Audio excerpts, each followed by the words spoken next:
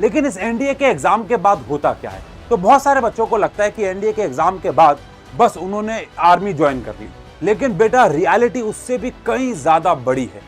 अगर आप NDA clear करते हो तो आपको सिर्फ एक कॉलेज एडमिशन नहीं मिलता, ये आपको एक स्ट्रक्चर्ड मिलिट्री लाइफ में एंट्री देता है, जहां आपको फिजिकली, मेंटली और लीडरशिप लेवल पे ट्रेन किया जाता है। आप एक कैडेट से फ्यूचर ऑफिसर बन जाते हो, और ये जर्नी वैसे ही है जैसे मेजर मोहित शर्मा ने अपनी स्पेशल फोर्सेस के मिशन में दुश्मन को हराया, या कैप्टन विक्रम बत्रा जी ने अपने कारगिल मिशन में सबसे ज्यादा चैलेंजिंग टास्क को सक्सेसफुली कंप्लीट किया। और एनडीए के बाद आपके पास 3 मेजर रास्ते खुलते हैं: इंडियन आर्मी, इंडियन नेवी और इंडियन एयर फोर्सेस। और सबसे इंटरेस्टिंग बात बताऊं, इन तीनों की अपॉर्चुनिटीज, लाइफ कल्चर, प्रायोरिटी, सब कुछ, वर्क कल्चर, सब कुछ अलग अलग है। तो इसलिए इन तीनों को आओ अब एक एक करके समझते हैं। सबसे पहले बात करते हैं आओ इंडियन आर्मी की। देखो, इंडियन आर्मी का मतलब, जब भी मैं बोलता हूं इंडियन आर्मी, तो बहुत सारे बच्चों के दिमाग में आता होगा कि भैया बॉर्डर पे खड़े होना है एक बंदूक लेके। ऐसा बिल्कुल नहीं है।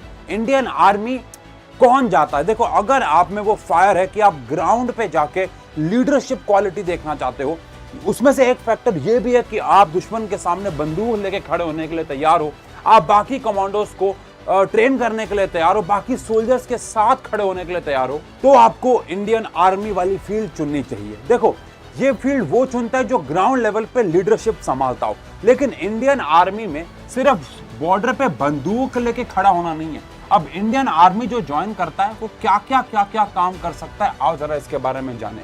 यहाँ आर्मी ऑफिसर्स का काम होता है ट्रूप्स को कमांड करना, ऑपरेशंस प्लान करना, हाई रिस्क जोन में डिप्लॉयमेंट करना, काउंटर टेरर ऑपरेशंस करना, बॉर्डर मैनेजमेंट करना। अब यहाँ पे एक बात बहुत जानना जरूरी है कि आर्मी में सिर्फ वो नहीं जाता जिसके पास करेज है, जिसके पास लड़ने की क्षमता है, ये तो सबसे बड़ा फैक्टर है ही। लेकिन क्या आपको उरी मिशन याद नहीं है? क्या वहां पे सिर्फ हम लोगों की जीत जज्बे की वजह से हुई, हिम्मत की वजह से हुई? नहीं, हम लोगों के पास सबसे पहली चीज जज्बा था, बदले लेने का एक अंदर आग थी। लेकिन सेकंड जो सबसे जरूरी चीज थी वो थी भैया ऑन ग्राउंड पे दिमाग चलाना, क्लैरिटी, बहुत फास्ट थिंकिंग की कौन सी चीज कब समय पे करें, अदरवाइज छोटी छोटी गलतियां भी बड़ी हो सकती। तो यानी आर्मी ज्वाइन करने के लिए आपके पास करेज तो होना चाहिए, लेकिन आपके पास क्लैरिटी और इमोशनल स्ट्रेंथ भी होना उतना ही जरूरी है।